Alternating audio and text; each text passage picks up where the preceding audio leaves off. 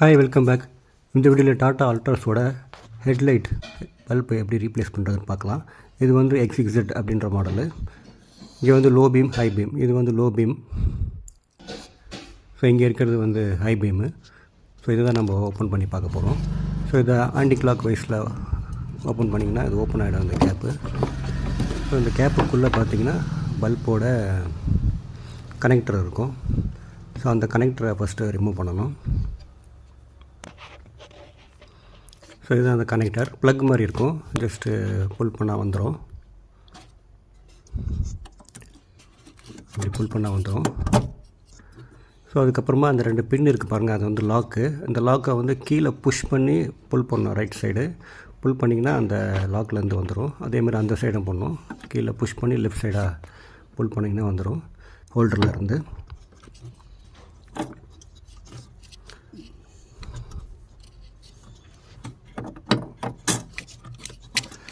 Just இந்த கிளாம்பை remove பண்ணிவிட்டு பல்பை புல் பண்ணால் வெளியே வந்துடும்.